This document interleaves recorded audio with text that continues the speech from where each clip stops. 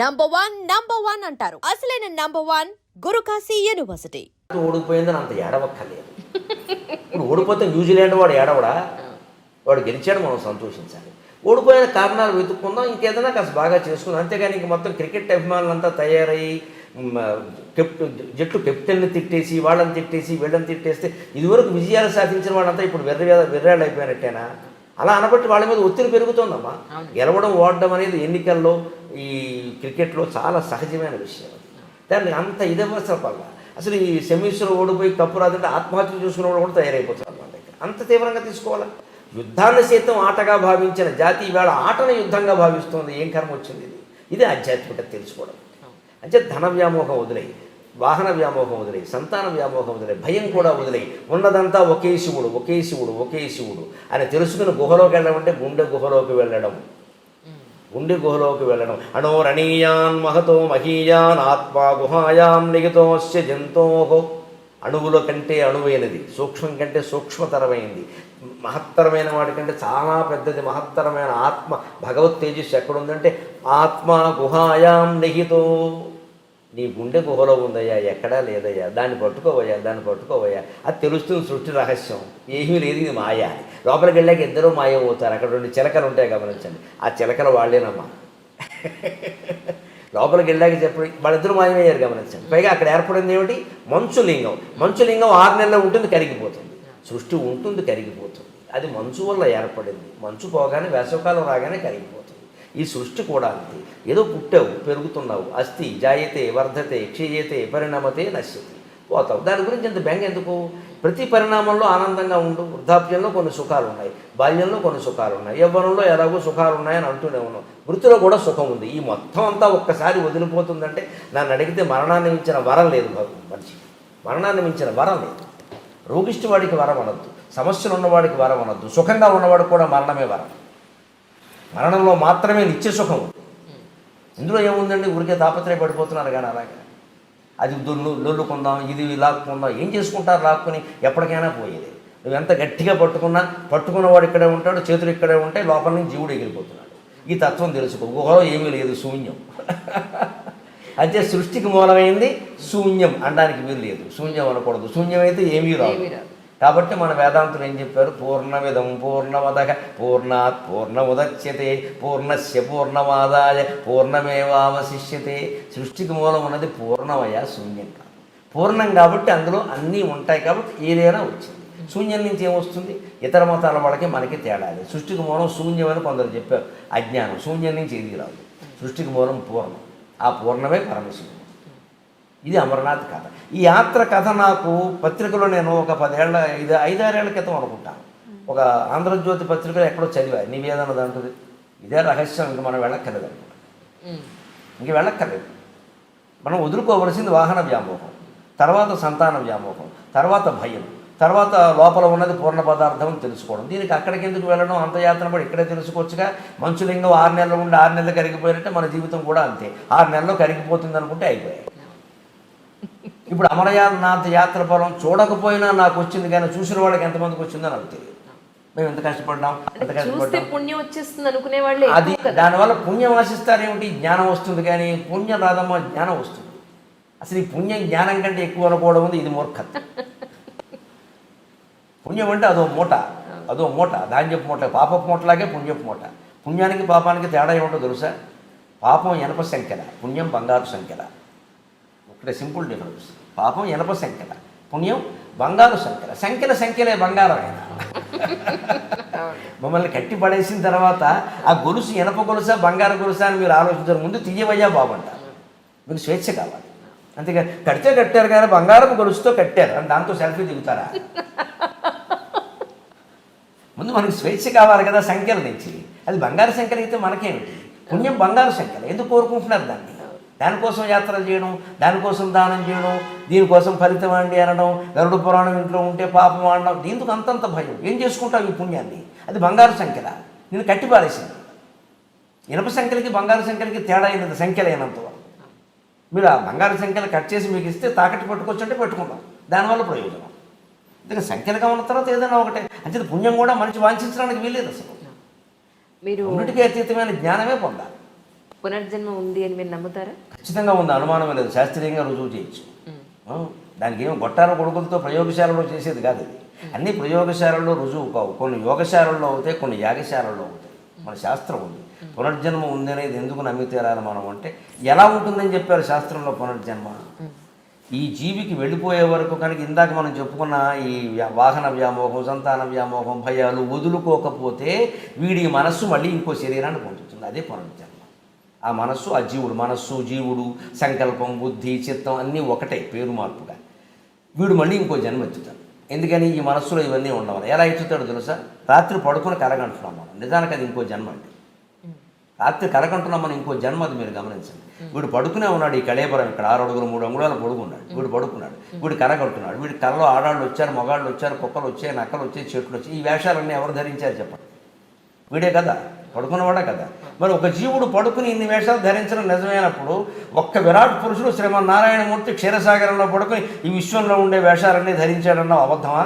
పక్కా నిజం, పక్కా నిజం. జరుగుతున్నది ఒక కళ. బ్రహ్మసత్యం, జగన్ మిథ్య. Total life, total world is a dream, nothing but is a dream. ఇది కళ, ఇది కళ. నేను మీతో మాట్లాడటం సహా కళ. ఇది గ్రహించగలిగితే మనిషి ప్రశాంతంగా ఉంటాడు. మనిషి ఒప్పుకోలేడు దీన్ని. అదేమిటండి, కనపడుతోంది కదండి. కనపడుతోంది అంటున్నవాడు ఎవడో చూడు. కనపడుతోంది అంటున్నవాడు ఎవడు. కళ కూడా కనపడింది. కళ కన్నప్పుడు కనపడిందా లేదా? కనపడుతున్నంతసేపు నిజం అనుకున్నామా లేదా? బయటకు వచ్చాకే కదా నిజం కాదని తెలిసింది. అలాగే దీని నుంచి బయటకు వెళ్ళినప్పుడు ఇది నిజం కాదని తెలుస్తుంది. ఈ జీవుడు మరణించి మనస్సు బయటికి వెళ్ళినప్పుడు చెట్టో పుట్టో పట్టుకు వేలాడుతూ ఉంటే, లేదు ఇంకో గర్భంలోకి ప్రయాణం చేస్తుంటే, అయ్యో అది అనుకున్నాను, ఆ భార్య అనుకున్నాను, ఆ భర్త అనుకున్నాను, ఆ పిల్లలు అనుకున్నాను, అయ్యి బాబా అంత బంగారం తీసుకొచ్చాను, తహసీల్దార్ అయ్యి ఉంటే మొత్తం ₹1,00,00,000 దాచేసాను ఇంట్లోనూ, అన్ని పట్టుబడిపోయి ఈ డబ్బేది నాకు కూడా రాలేదే అని చింత చెట్టు వేప చెట్టు పట్టుకుని ఏడుస్తాడు ఈ సన్నాసి. పునర్జన్మ లేకపోవడం ఏంటి భయంకరంగా ఉంటుంది. దెయ్యం జన్మ కూడా ఉంటుంది. మనస్సులో ఉండే తలపులు అట్టగట్టేసి మాడుగట్టి ఉంటాయి చూడండి, అవి పునర్జన్మకు కారణం అవుతాయి. వాటిని వాసనలు అంటారు. గమనించండి. వంట అర్థమైతే ఇది అర్థం అవుతుంది. వంట చేసినప్పుడు గిన్నెలు ఏదైనా కొయ్య రొట్టో ఏదో కాల్చేవాడు, గణప రొట్టో ఏదో అడుక్కు బాగా అట్టేసింది అనుకోండి, అట్ట కట్టేసింది. దాన్ని తోముతాం కదా, తోమితే ఒక్కోసారి పని మనుషులు ఎలా ఉన్నారో మీకు తెలుసుగా, వాళ్ళు తోమినా మనం తోముకోవాలి. అందుకని వదిలేసామనుకోండి, దాంట్లో మీరు ఏ అన్నం పరమానమో వండారనుకోండి, దాని వాసన దీనికి వచ్చిందా లేదా?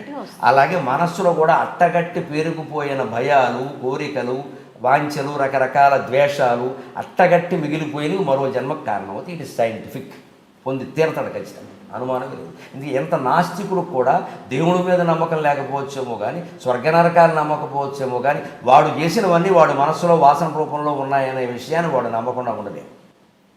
వాడికి కొన్ని వాసనలు ఉన్నాయి కదా. ఆస్తికుడైతే ఆయన బంధాలు ఆయనకున్నాయి. నాస్తికుడు దేవుణ్ణి నమ్మడు, భగవంతుడు నమ్మడు, భార్యను నమ్ముతున్నాడు కదా. భార్యతో బంధం, పిల్లలతో బంధం. నాస్తికులు కూడా ఆస్తులు సంపాదించుకుంటున్నారు కదా. అక్రమం సక్రమం అందరికీ ఉన్నాయి కదా, తేడా ఏం లేదు కదా. మరి అంతే, తేడా ఏముంది ఇంకా?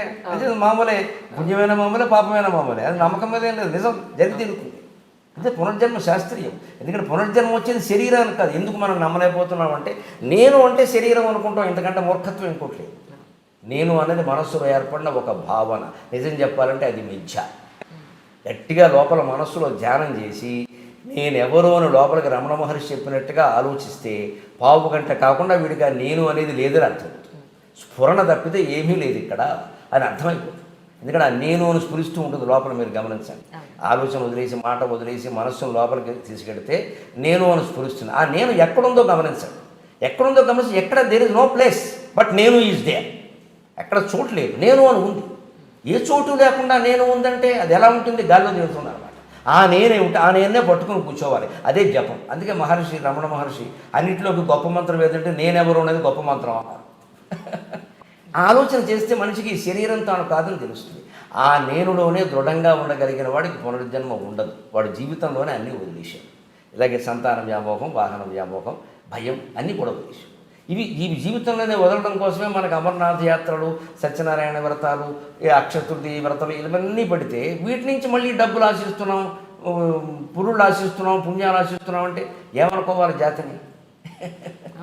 అసలు తెలుసుకోవాల్సిన తత్వం తెలుసుకోకుండా వీటిని పట్టుకు వేలాడుతాం.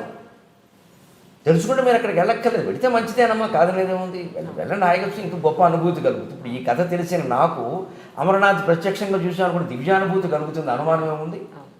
తెలుసుకుని వెళ్ళాలి. కానీ నాకేదో అక్కడ వెళ్ళగానే ఎలా తెలిసిపోతుంది? ఏం తెలిసిపోయింది అంటే మన మనిషిలో సహజంగా ఉండే ఒక బద్ధకం ఏంటంటే, కృష్ణమూర్తి గారు చెబుతారు అదే విషయం.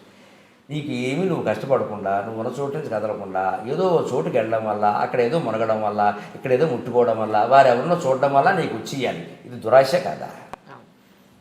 నిజమేనండి. ఎవరో మహాపురుషుని సందర్శించామండి, మనకి ఏదో వచ్చింది అంటే కష్టపడ్డాడు ఆయన, బోల్డు తపస్సు చేశాడా? అంత తపస్సు నువ్వు చేయకుండా ఆయన తపస్సును గోకేసుకుందామని చూస్తున్నావు ఆ కాళ్ళకి దండం పెట్టి. అన్యాయం కాదండి ఇది, స్వార్థం కాదు. ఆయన కాళ్ళకి దండం పెట్టి ఆయన తపస్సును గోకేసుకుందామని చూస్తున్నావు. పుణ్యపురుషుల దర్శనం అండి, మాకు అన్నీ అద్భుతానుభూతి అండి. ఎందుకు ఆశిస్తున్నావు? అసలు ఆయనలా ఉండాలని ఎందుకు అనుకోవు? ఆయన నుంచి ఏదో గోకేద్దామని చూస్తున్నావు. కానీ ఆయన దర్శనం అయ్యాకే మాకు ఇంట్లో అన్ని శుభాలు జరిగాయండి, ఒకవేళ అశుభాలు జరుగుతాయేమో మీరు ద్వేషిస్తారు కదా.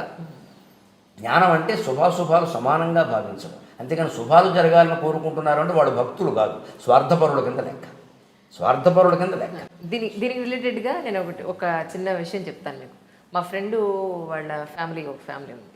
ఏంటంటే వాళ్ళ వారు అన్నట్ట బెంగళూరులో ఒక హోమం జరుగుతుంది, చాలా గొప్ప గొప్ప వాళ్ళు వస్తున్నారు, వెడితే లైఫే మారిపోతుంది అని చెప్పని వెళ్ళాట.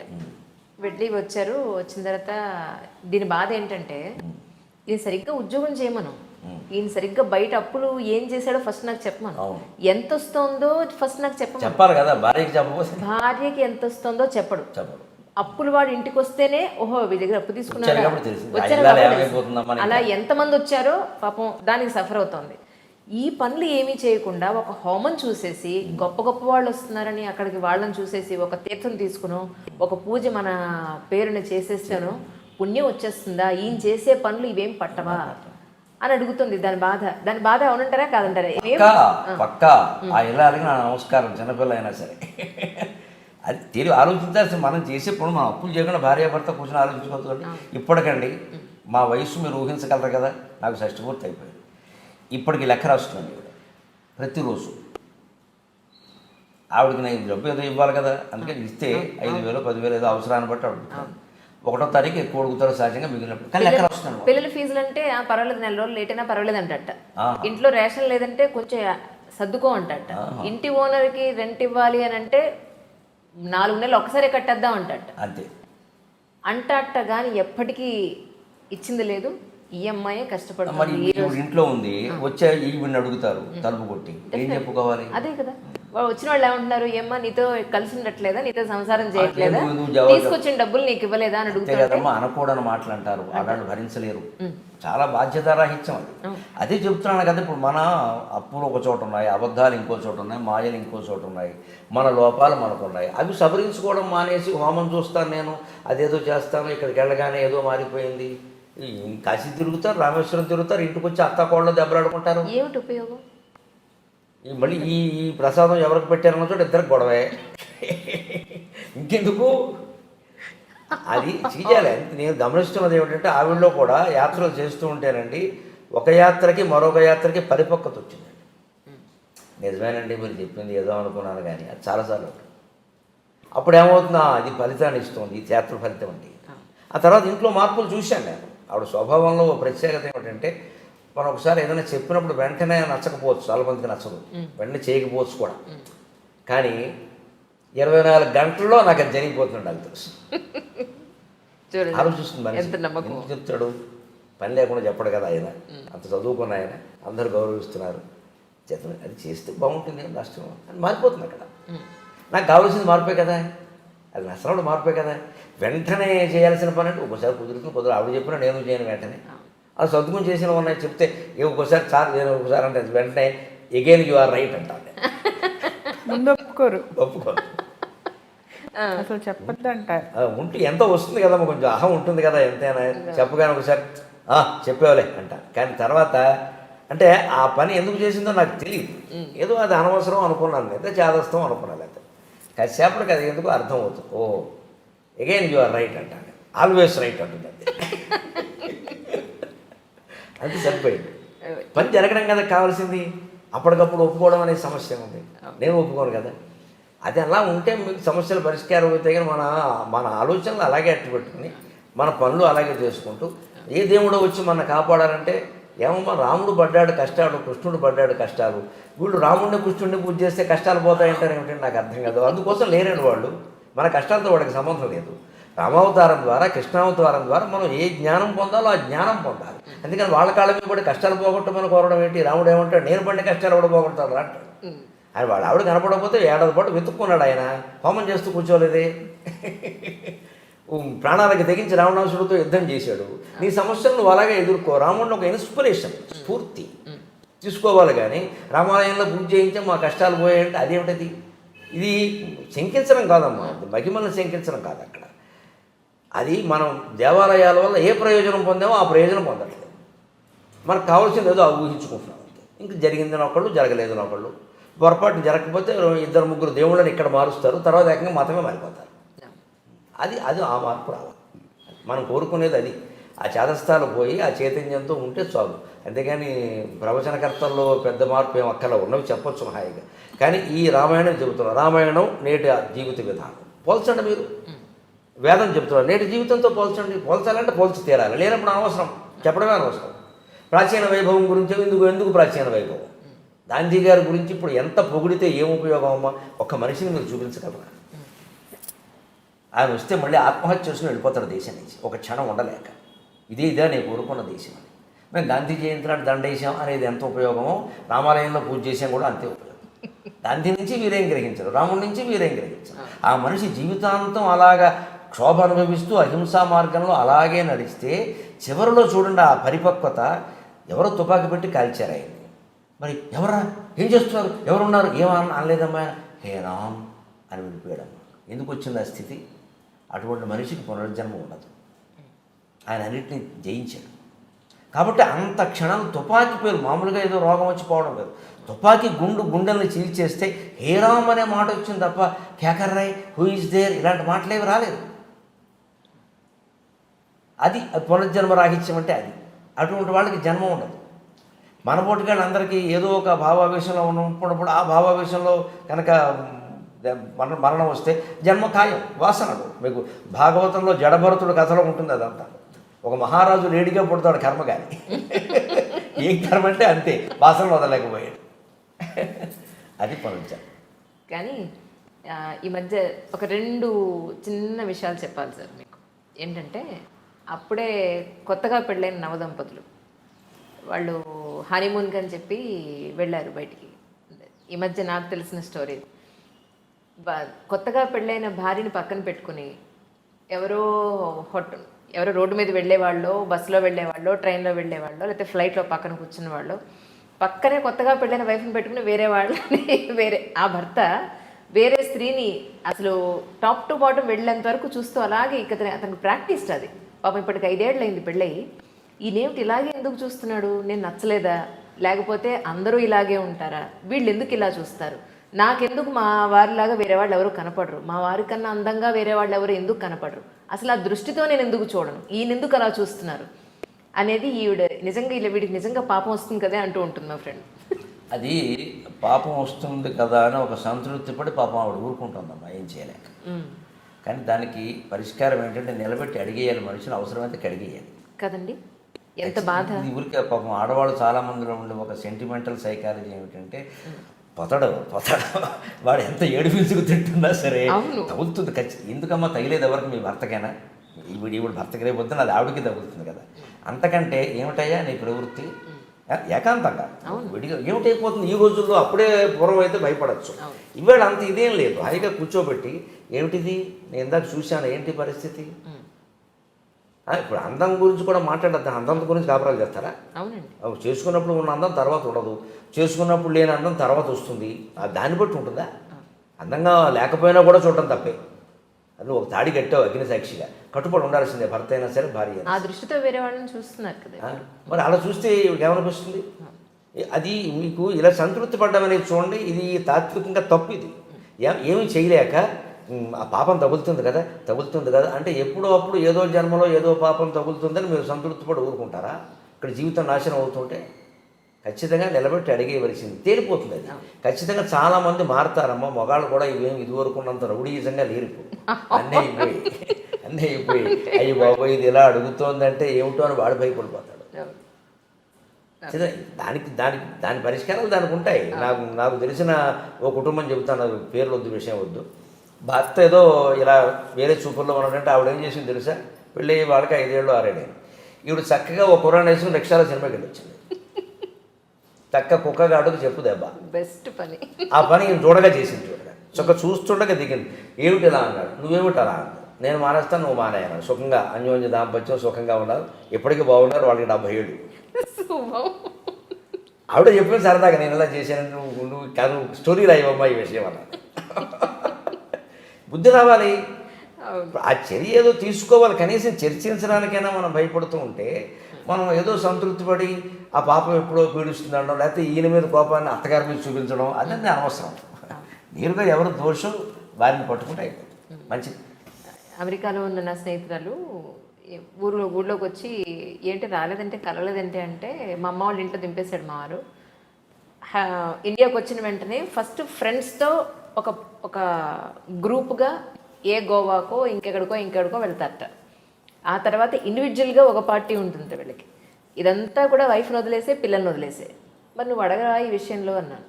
అని అంటే వాళ్ళు వేరే వేరే అమ్మాయిలు ఏమన్నా తీసుకుని వాళ్ళు ఫ్రెండ్స్ ఒకసారి ఇండివిజువల్గా ఒకసారి ఇలా పెడతారట, ఇది వాళ్ళ సాంప్రదాయం అంట అని అంటే. సో డబ్బు ఉన్న వాళ్ళ ఆలోచనలు ఇలా ఉంటాయేమో, మధ్యతరగతి వాళ్ళ అనవసరంగా చేసుకున్నాను నేను అని చెప్పాను దాని బాధ. నిజంగా సార్ ఇలా చేస్తే వాళ్ళకి ఏం ఆనందం? సపోజ్ భార్య ఇలా చేస్తే అంటే ఆ ఒక్క ఆలోచన ఉంటే ఆత్మవత్ సర్వభూతాన్ని అనే వేదాంతం అర్థమైతే సరిపోతుంది. ఆ ఒక్క ఆలోచన వస్తే మరి చేయడు. ఆ ఆలోచన వచ్చేలా మీరు చెయ్యాలంటున్నాను. మీరు ఎన్ని సమస్యలు చెప్పినా ఇదే పరిష్కారం. అవును, ఆ ఆలోచన వచ్చేలా సఫర్ అవుతున్న వాళ్ళు చెయ్యాలి. వీళ్ళు చేయకపోవడం భయం వల్ల చేయకపోవచ్చు, సున్నితంగా ఉంటారు కొందరు. అది కాస్త తగ్గించుకుని గాంభీర్యం అన్నది అది. మీరు కఠినంగా ఉండదు, ఖచ్చితంగా ఉండండి. మీకు అన్యాయం జరుగుతుంది అడగడానికి ఏముంది దాంట్లో? అది ఒకటి పొరపాటు ఉంటే సరి చేస్తారు కదా. నేను ఆ ఉద్దేశంతో చూడలేదు, నా చూపే అంతా ఏదో చెబుతారు కదా, పోలేదు చెప్పనండి. అతని వివరణ అతను ఉంటుంది.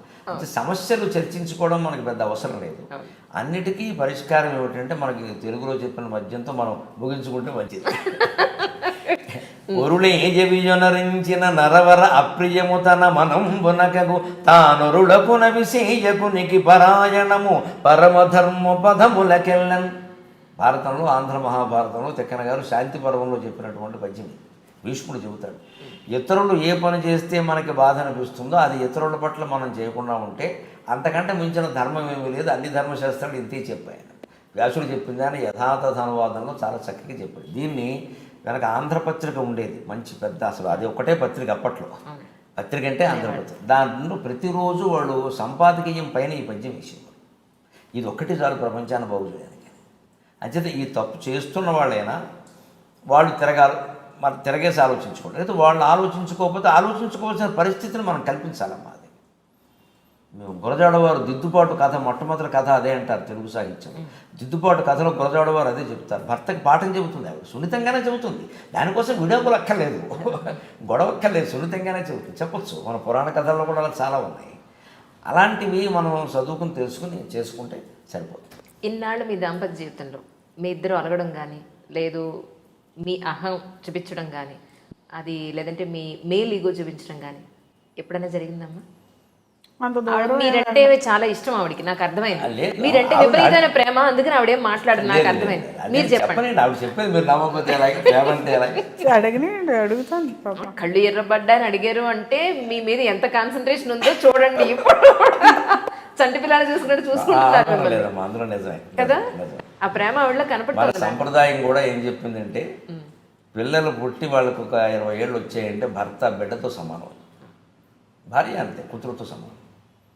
ఇంకప్పుడు వేరే వాంఛలు ఏమైనా సహజంగా తగ్గిపోతాయి పెద్ద విషయాలకు. కానీ ఆ కేర్ అంటారు, కేర్ జాగ్రత్తలు తీసుకోవడం, ఆ బాధ్యత పెరుగుతుంది. అందుకని చాలా జాగ్రత్త తీసుకుంటున్నాను. నేను వేదిక మాట్లాడుతుంటే ఎదురుగా ఉంటే ఇలా చూపిస్తుంది ఒక్కోసారి ఆపేమని. అంటే అప్పుడు 2 గంటలు దాటిపోయింది. 2 గంటలు దాటి 2 గంటలు మాట్లాడతాను సాధారణ. ఒక్కోసారి భావావేశంలో సబ్జెక్ట్ అవకాశం పెరిగితే కొంచెం అలా చూపిస్తుంది, ఏంటిది అని. అది ప్రేమతోనే కదా.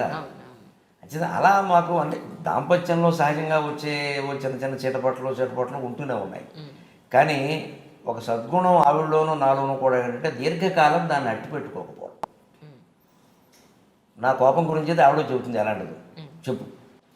కోపం వస్తూ ఉంటుందండి ఆయనకి, తాటేకమంట. అది అలా వెళ్ళి ఇలా వచ్చేసరికి పానే పోతుంది, వస్తుంది అనగానే పోతుంది, ఆ, ఇప్పుడు నేను అనగానే మనిషినేనమ్మా. పోతుంది. పైగా నేను ఎప్పటికీ ఉప్పు కారాలు మానలేదు, ఇంకా ఎక్కువ తింటాను నేను. కారం తక్కువైతేనే అడుగుతాను నేను, ఎక్కువైతే అడగను. ఒక్కోసారి ఏమిటి కళ్ళ నీళ్ళు వస్తున్నాయి ఉంటుంది, మా అమ్మ గుర్తొచ్చింది అంటారు కానీ కారం ఎక్కువైందని చెప్పాను.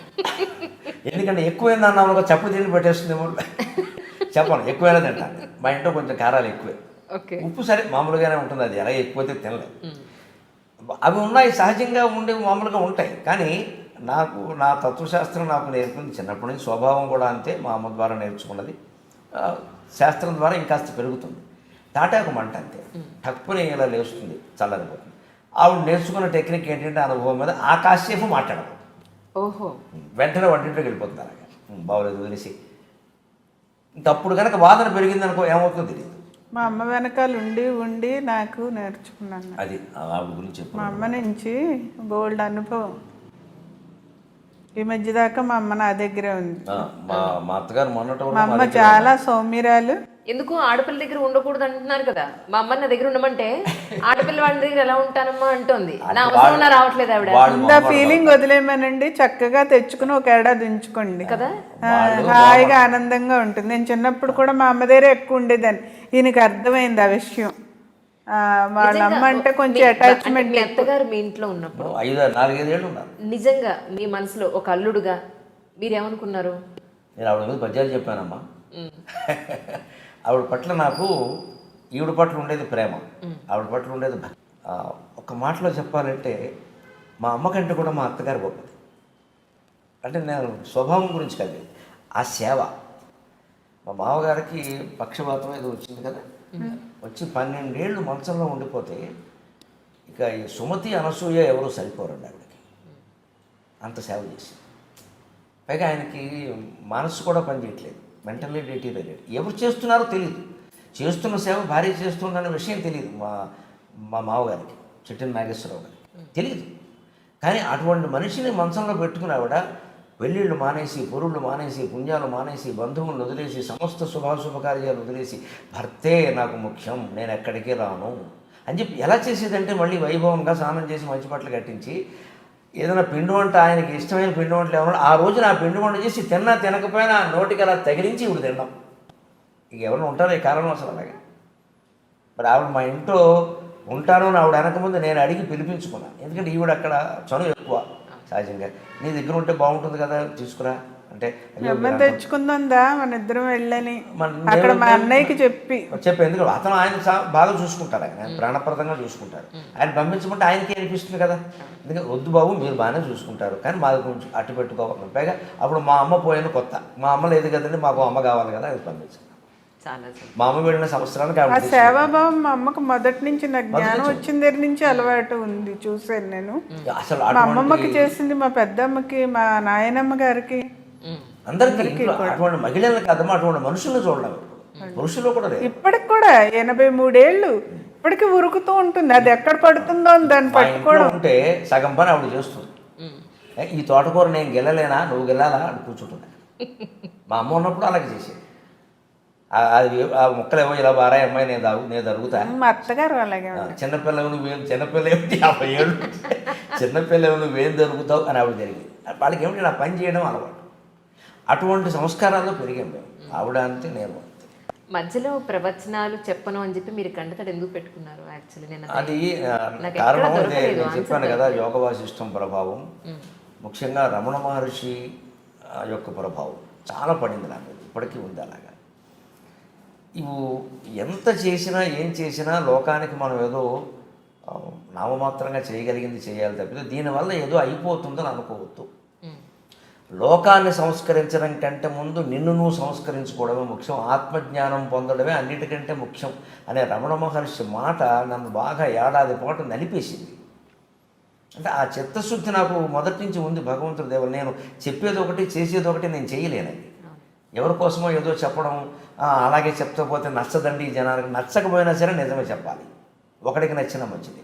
ఎందుకు దాస్తున్నాం మనం? ఇంత గొప్ప సాహిత్యం ఉంది మనకి, దీన్ని దాస్తున్నాం.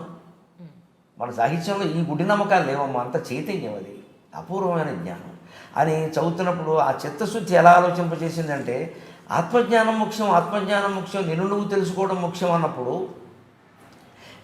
నేనెవరో అని తెలుసుకునే ప్రయత్నం నేను ఇంట్లో కూర్చుని చేయాలి. కానీ ఇంకా ఏదో అవధానాలు, ఉపన్యాసాలు, ప్రవచనాలు అని వెళ్ళిపోతూ ఉంటే నెలలో 20 రోజులు పైన ఆ క్షోభంగా ఆ ఇబ్బంది అంతా ఆవిడ పడింది నిజానికి. నెలకి 20 రోజులు ఇంట్లో ఉండకపోవడం అంటే భారీ పరిస్థితి ఏంటండి. అలాగే ఇప్పుడు పిల్లలు పెద్దవాళ్ళు అయ్యారు. ఎక్కడో పిహెచ్డీ ఒకడు, ఉద్యోగం ఒకడు, వాళ్ళు వేరే ఉంటారు. ఓ 10 ఏళ్ళుగా సుమారు మా పిల్లలు మాకు దూరంగానే ఉన్నారు.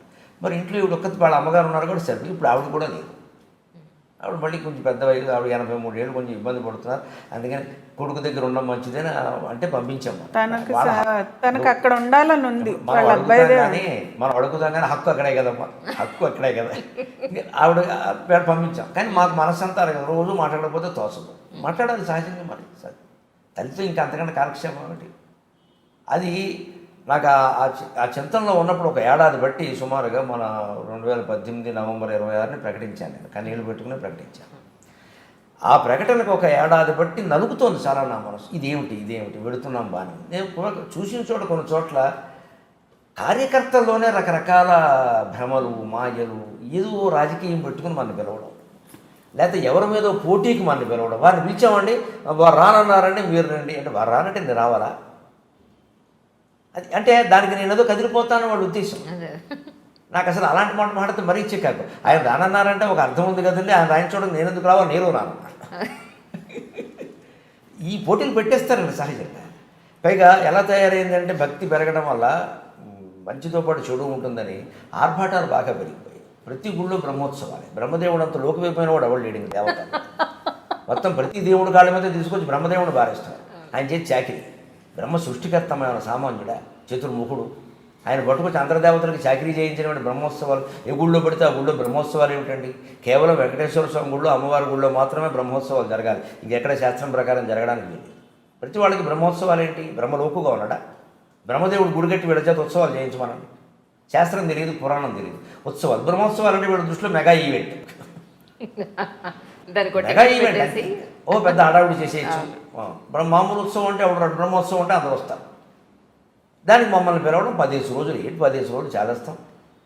15 రోజులు ఒక చోట నుండి ప్రవచనం చెప్తే నష్టం ఏమిటో తెలుసా? నాకు, ప్రజలకు లాభం పక్కనట్టే. ఆ ఊరు కంపంతా నాకు అంటుకుంటుందండి. 10 రోజులు అక్కడ ఉన్నాను. నాకు నియమం నేను 10 ఏళ్ళుగా పాటిస్తున్నాను. 3 రోజులు మించి నేను స్వర్గలోకంలో కూడా ఉన్నాను. దేవేంద్రుడు నన్ను పైకి తీసుకెళ్ళి అవధానం చేయమంటే 3వ రోజు కిందకి పంపాల్సింది.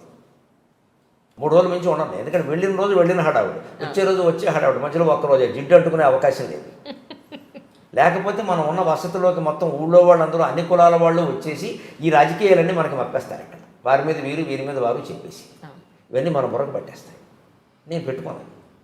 ఆ నిర్ణయంతో ఉండి ఒక్కసారి నాకు సంచలనంలో ఏడాది పాటు నలుగుతోంది. అదే ఆకస్మిక నిర్ణయం కాదు. నిజానికి ఆవిడకి తెలుసు. ఏడాది పాటు నేను ప్రిపేర్ చేస్తున్నాను. అంటే మానేస్తే డబ్బు ఉండదు, వచ్చే ఆదాయం ఆగిపోతుంది కదా, 90% తగ్గిపోతుంది. పేరు ఉండదు, బయట టీవీలు రోజు కనపడం, పాతవే వేస్తారు. ఇవన్నీ తట్టుకోవాలి మానసికంగా. అయ్యో కనపడటం లేదు అని మళ్ళీ అనుకోవడం, ఎవరో 2 సార్లు ఎక్కడో కనపడి ఈ మధ్య మీరు కనపడలేదు ఏంటంటే మళ్ళీ కనపడే ప్రయత్నం చేయడం, ఈ కూర్చోండి.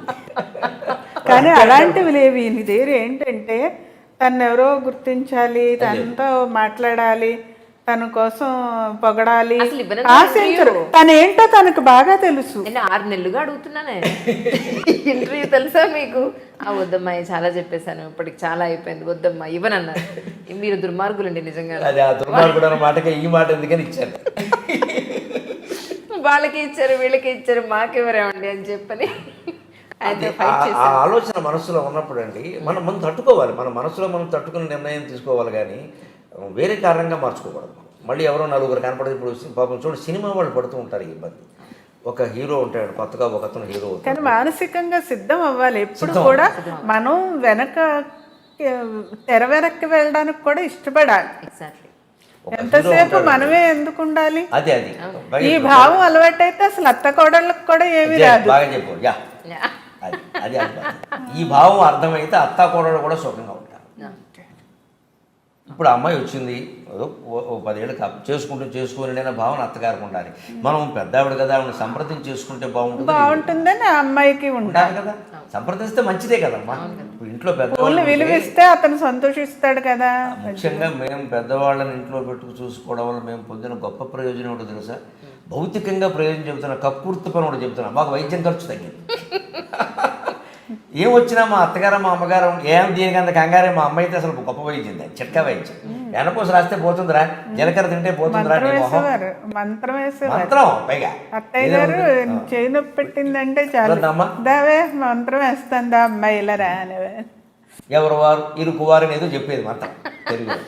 అది చెప్తే పోయేది ఖచ్చితంగా వాడు అనేది, మంత్రం వేస్తే పోయింది, గోబీడు మంత్రాలు కూడా వచ్చా అనేవాడిని. అలాంటివన్నీ ధైర్యం కల్పిస్తారండి పెద్దవాళ్ళ వల్ల. అన్ని ఉపయోగాలు ఉన్నాయి, భౌతిక ఉపయోగాలు చెప్తారా, నైతికంగా మన ధర్మం. అంతకంటే మించి గొప్ప గుండె ధైర్యం అమ్మ, గుండె ధైర్యం. ఆవిడకి గుండె నొప్పి వచ్చిన తర్వాత కూడా మా అమ్మగారు 93, 2012 అంటే 7, 12, 19 ఏళ్ళు బతికింది. గుండె నొప్పి ఓసారి వచ్చాక మా అమ్మగారు 19 ఏళ్ళు బతికింది. ఆవిడ కాబట్టి తట్టుకుందమ్మా, మనకు వస్తే తట్టుకోలేము ఆ గుండె నొప్పిని. 4ంటికి లేచి స్నానం చేయవలసిందే, దేవుడికి దీపం పెట్టేయవలసిందే. ఆ రాత్రే అన్నీ కూడా అక్కడ దగ్గర పెట్టుకుని కూర్చునే పడుకునేవారు. అంత ధైర్యం ఉంది. అది అంత ప్రేమ అనుభవించిన వాళ్ళం మేము ఒకసారి. కాబట్టి మాకు తట్టుకోకపోవడం అనేది ఏం లేదు, అన్ని తట్టుకోవడం అనేది నేర్చుకున్నాం. ఒక ఏడాది బట్టి నేను తయారు చేశాను ఇంట్లో.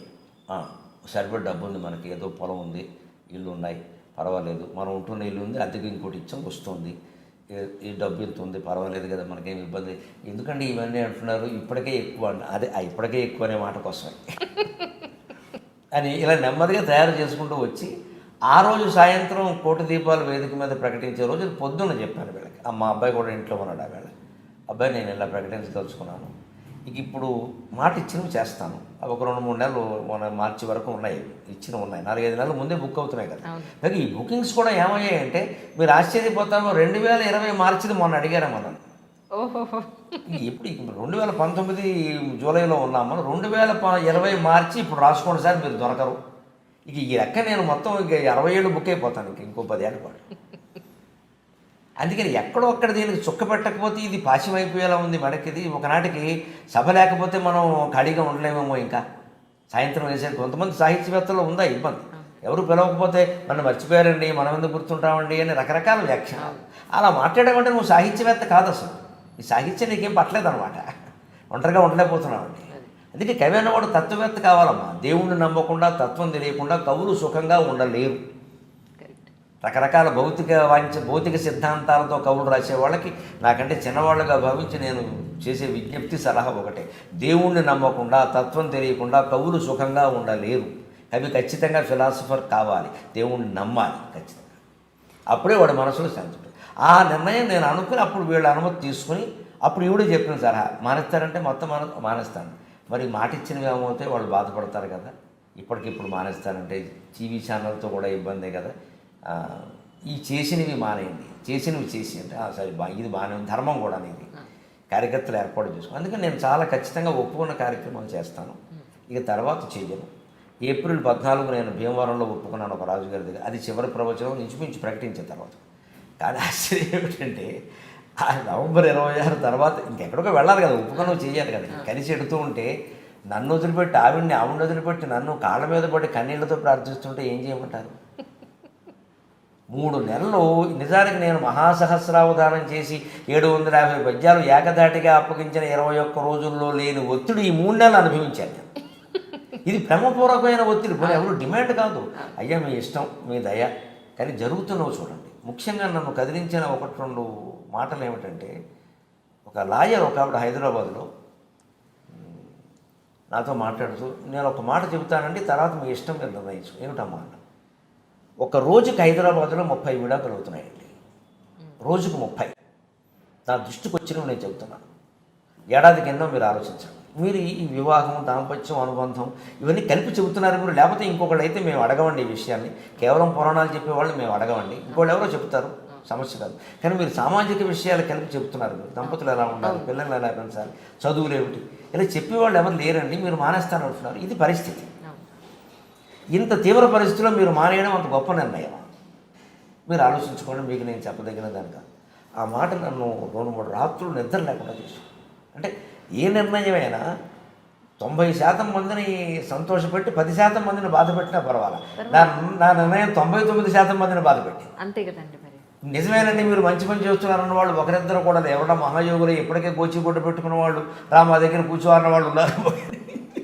ఉన్నారేమో కానీ మిగిలినందరూ ఏమిటండి మీరు మానేయడం ఏంటి? చివరికి నాకు చదువు చెప్పిన గురువులు, నేను గురుతుల్యులుగా భావిస్తున్న వాళ్ళు నాకు ఫోన్ చేసి ఏమిటయ్యా ఏమిటది వస్తమానం మమ్మల్ని గురువు అంటావు, మానేస్తా అన్నామంట, గురువుకి చెప్పొద్దా అంటే నాకు కన్నీళ్ళు వచ్చాయి. నిజమే మాస్టర్, తప్పు చేశాను.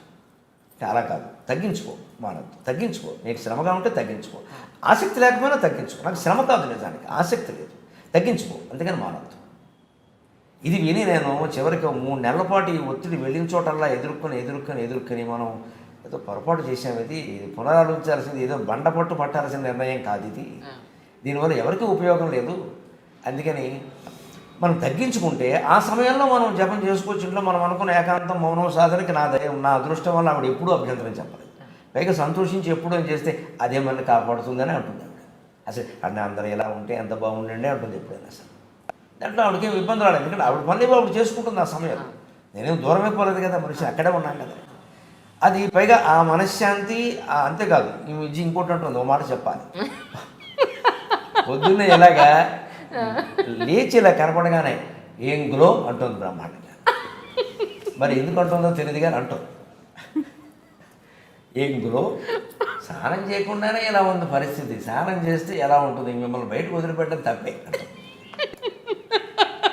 నేను ఒక్కోసారి ఏంటి ఏమన్నా వేళకోళవా ఏంటి, ఆ వయస్సు నువ్వు ఆ వయస్సు అయితే ఏమిటండి, ఏం అసలు కాదు. నేను ఖచ్చితంగా చెబుతున్నానమ్మా, బడాయి కోసం కాదు. రోజుకి గంట సేపైనా మౌనంగా ధ్యానం చేసిన మనిషికి అందులో వచ్చేస్తుంది. బ్రహ్మ తేజస్సు అంటారు దాన్ని. వస్తుంది ప్రశాంతత, పరిపక్వత, ఆ అనవసరపు విషయాలు మానేయడం, అనవసర పనులు మానేయడం, మౌనంలోకి వెళ్ళిపోవడం వచ్చేస్తుంది క్రమంగా. మనం బండగానైనా మొండిగానైనా రోజుకు ఒక అరగంట నాకు ఈ ప్రపంచంతో సంబంధం లేదని గదిలో కూర్చుని చెడ తీసేసి టీవీ లేకుండా, ఫోన్ లేకుండా, పుస్తకం లేకుండా కూర్చోవాలంతే. పిచ్చి ఆలోచన వచ్చినా మంచిది, కూర్చో. ఆ అరగంట వరకు లేవద్దు, సెల్ ఫోన్ అలారం పెట్టేయడం. అలారం వచ్చే వరకు నేను కళ్ళు తెరవను. నమశివాయ నమశివాయ, నమో నారాయణాయ, శ్రీమాత్రే నమః, ఏదో ఒక మంత్రం నేను చేసే పని చెబుతున్నాను. ఆ మంత్రం మీదే దృష్టి, ఆ జపం మీదే దృష్టి. ఆ దృష్టి పెట్టి చేస్తే ఎంత ప్రయోజనం ఉంటుంది. నిసర్గదత్త మహారాజు అని ఒక ఆయన చెప్తాడు. ఆయన బీడీ బాబా అంటారు, బొంబాయిలో ఉంటాడు ఆయన. బీడీ బాబా ఎందుకు బిడి కొట్లో ఉండేవాడు ఆయన. వాళ్ళ అన్నగారు అబ్బాయి ఇంట్లో ఉండేవాడు. అబ్బాయికి బీడీ కొట్టుండేది, అందులో కూర్చునేవాడు కొంచెంసేపు, అతనికి రిలాక్స్ ఇవ్వడానికి ఈయన కూర్చుంటాడు. ఎందుకంటే ఆయనకి పెళ్ళి ఏది పిల్లలు లేరు, గురువు గారు ఏదో మంత్రోపదేశం చేశారు, అలా ఉండిపోయాడు ఆయన. ఇంకా ఆ అన్నగారు అబ్బాయి అతను చూస్తున్నాడు. ఆయన ఏమనుకున్నాడు, నన్ను వీడు చూస్తున్నాడు, నాకెంత అన్నం పెడుతున్నాడు, నేను వాడి బాధ్యతలు కొన్ని నేను చేయాలి కదా అని చెప్పి ఆయన ఏం చేసేవారు, ఆయన ఆ అబ్బాయి పని మీద వెళ్ళినప్పుడు ఆ బీడీ కొట్లో కూర్చుని బీడీలు అంతేవారు. అందుకని బీడీ బాబా అని పేరు. బీడీల కోసం వచ్చిన వాడికి ఆయన ఉపనిషత్ వేదాంతం చెప్పాడమ్మా. అక్కడ బీడీలు కలిస్తే నిజంగా అదృష్టవంతులని చెప్పాలి. ఆయన్ని కలవడానికి లండన్ నుంచి, అక్కడి నుంచి డైరెక్ట్గా బొంబాయి వచ్చి ఆ వీధికి వెతుక్కుంటూ వెళ్ళి ఆయన దగ్గరికి వెళ్ళి వాళ్ళు ఏం తెలుసుకోవాలనుకున్నారో అవన్నీ తెలుసుకుని ఆయన మళ్ళీ ఇంక ఇండియాలో ఏమీ చూడడం కాదు, అన్నీ తెలుసుకుని అప్పుడు మళ్ళీ విమానం ఎక్కి లండన్ వెళ్ళిపోయేవారు. ఆ రోజు ఇదంతా చెప్పేది మేము 60 ఏళ్ళ క్రితం కనీసం. ఇదంతా నీలంరాజు లక్ష్మీప్రసాద్ గారని ఆయన అనువాదం చేస్తారు పుస్తకాలు. అమృతధార, ఖడ్గధార అని నీలంరాజు లక్ష్మీప్రసాద్ గారు రాశారు. అందులో ఈ నిసర్గదత్త మహారాజు గురించి అది జీవితం అంటే ఇది కదా అనిపించింది. ఆ నిర్ణయం వెనకాల ఉన్నది వీళ్ళు. జీవితం అంటే ఇది కదా. ఫారినర్స్ లోతైన ప్రశ్నలు అడుగుతారు, చాలా విశేషమైన ప్రశ్నలు అవి. ఒక ఇరుకు సందులో వాళ్ళ అన్నయ్య గారు అబ్బాయికి ఉండే ఓ చిన్న ఇంట్లో ఓ మేడ మీద, ఓ డాబా మీద ఒక గది ఉంది. ఆ గదిలో ఉండేవాడు ఆయన. సాయంత్రం 5 ఎప్పుడో అక్కడే కూర్చొని ఆ గదిలో కూర్చొని మాట్లాడేవాడు ఆయన. ఆ గదిలో పట్టిన వాళ్ళు, ఆ డాబా మీద పట్టిన వాళ్ళే ఉండేవారు. గోడల మీద కూర్చుని కిందకి వేలాడిపోతూ వినేవారికి జనం. మైకు లేదు, మాట్లాడేవారు. విమానాల్లో వచ్చేవారు లండన్ నుంచి, ఇతర దేశాల నుంచి. ఈ విని ఏదో పుణ్యాత్ముడు చూశాక పాపాత్ముడు చూడకూడదనంటగా ఇంకేమీ వినకుండా వెళ్ళిపోయేవారు. అటువంటి మహానుభావుడు ఆయన అంటాడు, ఈ మంత్రోపదేశం చేసి అలాగే బీడి కొట్లో ఉండేవాడు. ఆ చివరిలో కూడా ఆయన ఆహారం వాళ్ళు ఏం పెడితే తిని అలాగే ఉన్నాడు. ఆయన చెబుతాడు, ఈ నామస్మరణ గొప్పదనాన్ని ప్రేక్షకులకు ఉపయోగపడుతుంది కాబట్టి చెబుతాడు. అది సామాన్యమైనది కాదు. ఆయన ఒక ప్రశ్న అడిగాడు, ఒక విదేశీ భక్తుడు, ఏమన్నా మీరు నామస్మరణ కూడా మంచిదని చెబుతున్నారు, కానీ నామస్మరణ వల్ల అసలైన తత్వం అర్థమవుతుందా, భగవతత్వం? నామం అంటే ఏదో ఒక దేవుడి పేరే కదా, నారాయణ అంటే ఓ రూపం, శివుడు అంటే ఓ రూపం ఉంది కదా, రూపాలు గుర్తొస్తాయి కదా. మరి దీని నుంచి మళ్ళీ నిర్గుణతత్వంలోకి వెళ్ళగలమా అంటే నిరభ్యంతరంగా వెళతావు. రామనామమైనా మంచిదే, కృష్ణనామమైనా మంచిదే, వదలకుండా చేయాలి. దానికి ఉదాహరణ ఏం చెప్పాడంటే ఆయన, వాళ్ళు ఇంకో ప్రశ్న అడిగారు, ఒక విదేశీయుడు ఉంటాడండి, ఆయన ఇతర మతస్థుడో లేకపోతే నాస్తికుడో ఏదో అనుకుందాం. ఆయనకి హరే రామ హరే కృష్ణ అంటే ఏం తెలుస్తుందండి? రాముడు కృష్ణుడు ఎవరో ఆయనకి తెలియదు కదా. కేవలం హరే రామ హరే కృష్ణ, హరే రామ హరే కృష్ణ అంటే ఆయనకి మోక్షం వస్తుందంటే అన్నట్టు వస్తుందన్నాడు. వస్తుందంటే సాయంత్రానికి వస్తుందని నేను చెప్పనయ్యా. కానీ ఆయన హరే రామ హరే కృష్ణ అనే నామానికి అర్థం తెలియకపోయినా ఏ ఉద్దేశంతో అంటున్నాడు?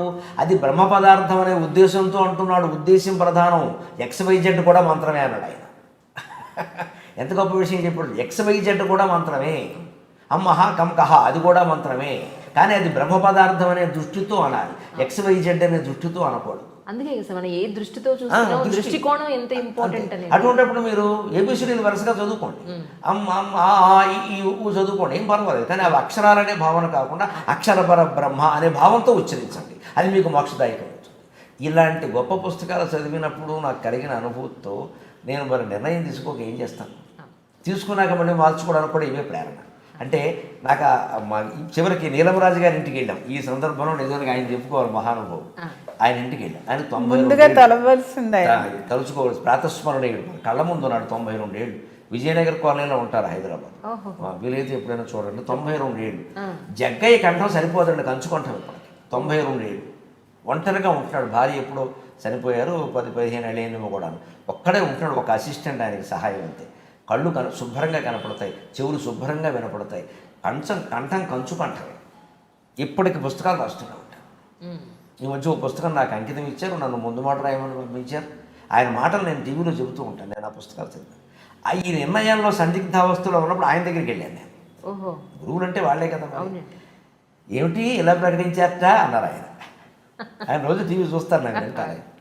అవునండి అంటే మీ నిర్ణయం సరైందే, అది ఆ స్థితిలో ఉన్నవాళ్ళు అలాగే ఆలోచిస్తారు. కానీ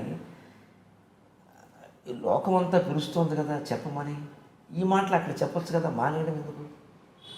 ఇప్పుడు మీరు కేటాయించుకోండి, మీ సమయం మీరు కేటాయించుకోండి, ఎక్కువ ఒప్పుకోకండి. ఇదివరకు ఎన్ని చేసేవారని అడిగారు ఆయన. నేను లెక్క చెప్పేశాను, 20 రోజులండి. వద్దు అమ్మ, మీకు కూడా కష్టమే కదా అంటే, 20 రోజులు అయితే కష్టమేనండి, కానీ లోకమంతా అడుగుతున్నారని ఆవిడ చెప్పింది.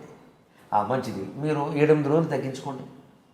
నాకు షూటింగ్లు ఎలాగో 5-6 రోజులు నెలకు ఉంటాయి, 7-8 రోజులు ఉంటాయి. ఇంకొక 5-6 పెట్టుకోండి, 15 రోజులు దాటకుండా చూసుకోండి, మొత్తం మీద చేయండి.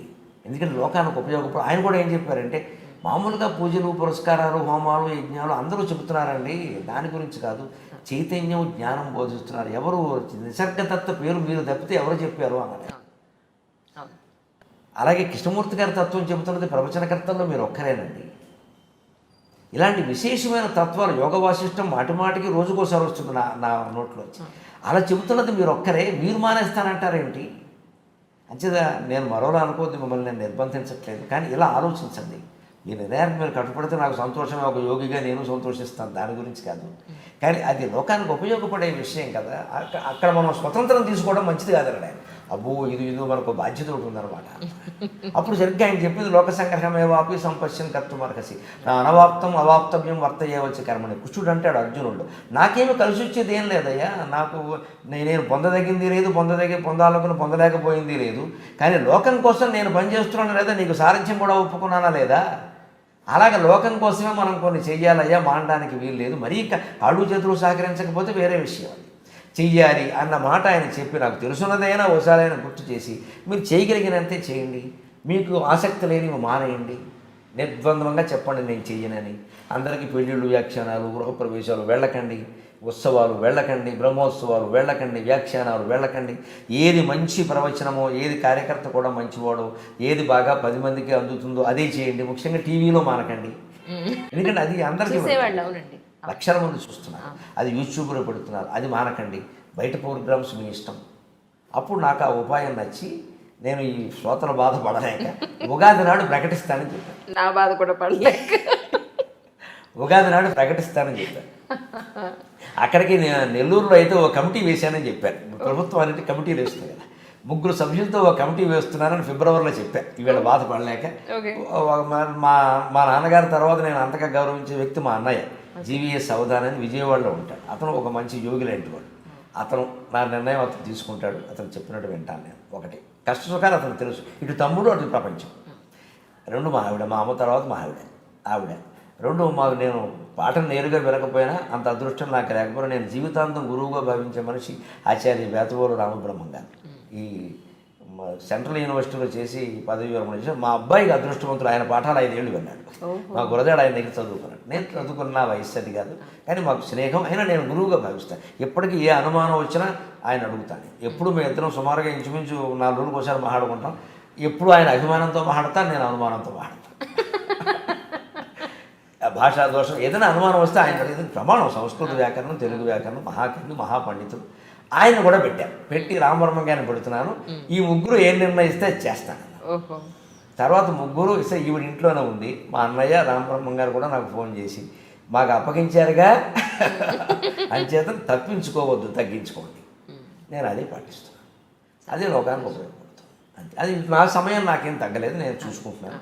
అంచేత మీ ద్వారా ప్రేక్షకులకు కూడా నేను విజ్ఞప్తి చేస్తాను. ఇక ఊరికే పెళ్ళిళ్ళకి వ్యాఖ్యానాలకి రండి, మా ఊళ్ళో దేవీ నవరాత్రులు అండి మీరు 6 రోజులు మాట్లాడండి, లేదా ముత్యాలమ్మ జాతర, కంకాళమ్మ జాతర అన్నీ నాకు పెట్టకండి దయచేసి. ఇమేజ్ ఉన్నవాళ్ళు వెనకాల పడకండి. ఇది నరసింహరావు గారు వచ్చి చెప్పవలసిన చైతన్యవంతమైన ప్రవచనం. ముఖ్యంగా యువతరానికి ఉపయోగపడుతుంది. 20 to 40 ఉపయోగపడుతుంది. వాళ్ళను మేము ఎక్కువ రప్పిస్తాం అన్నవాళ్ళు కాలేజీల వాళ్ళైనా పర్వాలేదు, కార్యక్రమాల వాళ్ళైనా పర్వాలేదు. 20 to 40 అమ్మాయిలు అబ్బాయిలు ఎవరైనా పర్వాలేదు. ఎక్కువ మంది మా దగ్గర మా ఊళ్ళో యువతరం వస్తారండి, మేము తీసుకొస్తాం, మీరు రండి అంటే పర్వాలేదు, శ్రమ పడైనా పెడతాం. అంతేగాని ఊరికే ఏదో ఎలా తయారైందంటే మా ఇంట్లో ఏమండి మా అమ్మగారు పోయారు సంవత్సరకాలండి, మీరు వచ్చి 4 మంచి మొక్కలు చెప్పండి. ఏటమ్మా మొక్కలు, ఐసు మొక్కలా? సంవత్సరకాలకు నేను ఎందుకమ్మా పని లేక? ఎవరు ఉంటారు అక్కడ? వాళ్ళు 10 మంది ఉంటారు. 4 మంచి మొక్కలు చెప్పండి. ఏమిటది? మా అమ్మగారు సంతోషిస్తారు, పోయినావిడ పోయినావిడ సంతోషిస్తారు, నేను వెళ్ళి చెప్పంట. ఈ ఖాతాలు పెట్టుకోదలుచుకోవాలి. ఇదివరకు ఏదో కొన్ని మొహమాటానికి కొన్ని వెళ్ళిన సందర్భాలు ఉన్నాయి, అది కుదరదు. చెప్పేసేయడం మొహమాట. కొన్ని వేల మందికి ఉపయోగపడుతుంది. అన్ని కులాల వాళ్ళకి ఎటువంటి భేదం ఉండద్దు. అసలు కుల సంఘం వాళ్ళు పిలిస్తే నాకు వెళ్ళబుద్ధి కాదు. కులం పేరు మీద సంఘం ఏమిటి, ఇది అవసరం. గడప లోపలే కులం, గడప దాటితే సమాజం.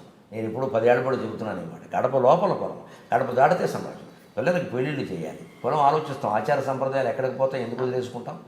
అటువంటి సందర్భాల్లో మన ఆచారం, ఇంట్లో శుభం అశుభం ఏం జరిగినా మన కులాచారం ప్రకారం మనం చేస్తాం. ఇంకోటి మనం ఎలా చేస్తాం?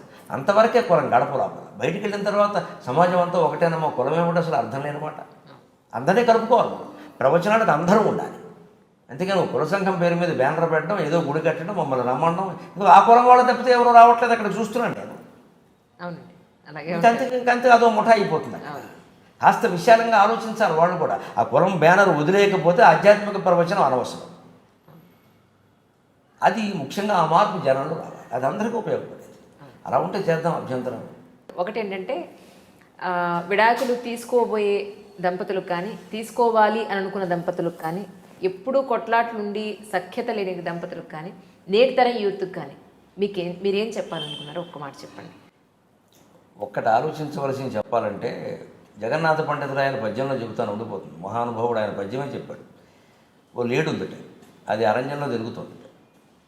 తిరుగుతూను అరణ్యంలో మరి భయాలు ఎక్కువ కదా, అగ్ని, దావా అగ్ని. అందులో లేడికి చాలా భయాలు ఉంటాయి, పులి అంటే వేరు. ఆ దావా అగ్ని, వలలు, ఉచ్చులు, బోయేవాళ్ళు, పురులు అవి దూకుతాయి, అన్నీ భయాలే కదా. ఇక్కడ ఇన్ని భయాలు ఉన్నాయి, చుక్క నీళ్లు తాగుదామన్నా 10 సార్లు చూడాల్సి వస్తుంది అని చెప్పేది ఆలోచిస్తూ పైకి చూసింది. ఆ రోజు పూర్ణమి, కార్తీక పూర్ణిమ, పుచ్చ పువ్వు లాంటి వెన్నెల, చంద్రుడు కనబడ్డాడు. వెంటనే అనుకుందట, ఏ చంద్రయాన్ 2లోనో నన్ను పట్టుకెళ్ళి రోవర్ మీద అక్కడ వారేస్తే బాగుండు చంద్రమండలంలో. జగన్నాథ పండితుడు అద్భుతంగా చెబుతాడు ఆ విషయం. లేడు అనుకుంది, చంద్రమండలం బాగా కనబడుతుంది, భూమి లాంటిదే కదా అది కూడా, అక్కడ వారేస్తే హాయిగా ఉండొచ్చు, ఈ వలలు ఉండవు, ఉచ్చులు ఉండవు, కిరాతులు ఉండరు, పోయేవాళ్ళు ఉండరు, పులులు ఉండవు అని అనుకుంది. అనుకుంటే అప్పుడు గమ్మత్తు జరిగింది. ఇచటం లేవు భయంకర ధ్వనులు లేవి చోట ఉత్సువలల్, ఇచటం లేవు కిరాత బాణములు లేది చోట దవానలంబు, ఇచటం లేవు భయంకర ధ్వనులు లేవి చోట ఉత్సువలల్, ఉచిత స్థానమిదేయటంచు హరినంబూహించి చేరెన్ శశిన్, ఉచిత స్థానమిదేయటంచు హరినంబు ఊహించి చేరెన్ శశిన్, అచటన్ బ్రహ్మ విధించనం చెరుగదాకా రాహుదం తక్షతు, అచటన్ బ్రహ్మ విధించనం చెరుగదాకా రాహుదం తక్షతు. ఈ లేడు అనుకుందట, నన్ను ఏ దేవుడైనా పట్టుకెళ్ళి ఆ చంద్రమండలంలో బారేస్తే బాగుండు, సుఖంగా ఉంటాను, ఈ బాధలు లేకుండా అని అనుకుంటే శివుడికి జాలి వేసింది. జాలి శివుడికి ఎక్కువ కదా, శంకరుని వంటి దైవం లేరంట. పైగా శివుడు మృగధరుడు, లేడిని ధరించి ఉంటాడు ఆయన. ఈ నాళ్ళబట్టి నా చేతుల్లో ఉంటుంది, ఇది ఈ జాతే కదా, దానికి ఉపకారం చేద్దాం డామ్మని తీసుకెళ్ళి చంద్రమండలంలో వాడేశాడు. కథ అలాగే ఉంటుంది కదా. అప్పుడు అది చూసింది, ఇంత చేసి అక్కడ గడ్డి లేదు, పులులు లేవు, సింహాలు లేవు, ఉచ్చులు లేవు, బలాలు లేవు, ఏం లేకపోతే ఏమమ్మా గడ్డి లేదు ముందు, ఎలా బతుకుతావు వెరుమొహం. సంసారాలు మారే వాళ్ళకి, ఉద్యోగాలు మారే వాళ్ళకి అందరికీ నాకు ఇది సలహా. ఉద్యోగం మారితే ఇంకో ఉద్యోగం దొరకచ్చునమ్మా. సంసారం మారితే పెనం మించి పొయ్యిలో పడినట్టే, పెనం మించి పొయ్యిలో పడినట్టే, అనుమానం లేదు. ఈ వీడు రాక్షసుడు అయితే వాడు బ్రహ్మరాక్షసుడు వచ్చేస్తాడు. అలాంటి పనులు చేయకూడదు. ప్రవచనకర్తగా ఎట్టి పరిస్థితుల్లో నేను సమర్థించలేను. అంత తీవ్రమైన హింస ఎవరికైనా ఆడాళ్ళకో మొగాళ్ళకో ఉంటే వారి నిర్ణయం వారు తీసుకుంటారు. నేను చెప్పవలసింది కాదు, నా నోటితో నేను అనలేను అన్నమాట. మనది మామిడాకుల సంస్కృతి కానీ విడాకుల సంస్కృతి కాదు. ఇక్కడ ఆలోచించాల్సిన ఆ లేడు అక్కడికి వెళ్ళి ఏం చేసిందంటే అక్కడ కనపడకపోగా గడ్డి లేకపోతే పానీయండి, అంతా బాగుంది కాసేపు చూద్దామని చూస్తుంటే ఆ రోజు పూర్ణిమ కదా అనుకోకుండా చంద్రగ్రహణం అంట, రాగు వచ్చి మింగేస్తున్నట్ట. అప్పుడు ఎక్కడికి పోదామన్న దారి లేదు, ఎందుకంటే చంద్రబింబమే లోపలికి వెళ్ళిపోతాడు. అప్పుడు అయిపోయి అడవిలో ఉంటే భయాలు ఎన్నోయా, తప్పించుకునే దారులు కూడా అన్నీ ఉన్నాయి, అంతే కదా. బాణం వేసినా పులికి వేసినా తప్పించుకుందుకు దారులు కూడా అన్నీ ఉన్నాయి. ఇక్కడ దారి తప్పించుకునే దారి లేదు, భయం అలాగే ఉంది. అంతకంటే పెద్ద భయం ఇది, మొత్తం మింగేస్తున్నాడు. అరణ్యంలో పులి ఒక చోట ఉంటుంది, రెండో చోట ఉండదు. దావారంలో ఒక చోట ఉంటుంది, రెండో చోట ఉండదు. వల ఒక చోట ఉంటుంది, రెండో చోట ఉండదు. చంద్రబింబాన్ని మొత్తం మింగేస్తుంటే రాహువు టోటల్గా మొత్తం ఇండియన్ లోపలికి మింగినట్టే. ఇది తప్పించుకోలేక దేవుడా వద్దు నా అడవిలో నాకు బార, ఎందుకంటే పాత దేవుడు కంటే కొత్త దేవుడు కంటే పాత దెయ్యం నయ్యమన్నారు. కొత్తవాడు ఎంత దేవుడైనా పాత దెయ్యం నయ్యం, అలవాటు పడ్డాం. ఆ దెయ్యం నుంచి తప్పించుకోవడం కూడా మనకు తెలుసు. కొత్తవాడు దేవుడైతే మాత్రం వాడు అనుగ్రహిస్తాడో ఆగ్రహిస్తాడో తెలియదు, అసలు వాడికి అభిషేకం ఇష్టమో అలంకారం ఇష్టమో తెలియదు, ఎవడు పడతాడు ఇవన్నీ అని ఆ లేడు మొక్కుకుంటే అయిందా దా అని కింద పారేశాడు. ఇది జగన్నాథ పండితురాయలు కొంచెం భగీధర నళినీమోహన్ అని ఆయన తెలుగులో రాశాడు, పండితురాయలు సంస్కృతంలో రాశాడు.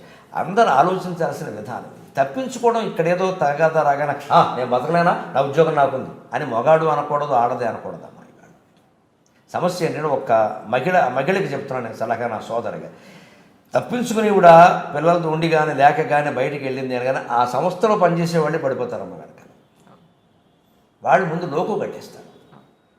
ఎందుకంటే ఇప్పుడు ముందు ఫ్యాషన్ కోసం, పైగా నాకేదో ఇదేం తెలియ కోసం అలవాటు ఉన్న మంగళసూత్రం కూడా తీసేస్తారు. ఓ ఫ్యాషన్ కూడా చోటు వేసుకుంటారు. వెంటనే మనట వరకు మంగళసూత్రం ఎంతో కనపడిందిగా ఏమైంది అంటారు ఎవరో పక్క మహిళాముడు. వెంటనే వదిలేసిందిట అంటారు. అంటే వదిలేసింది అనగానే ఇంకోటి ఎవడో పట్టుకుంటాడు. ఇక్కడ ఇది ఎవరు అంతకంటే బాగుంటుందా?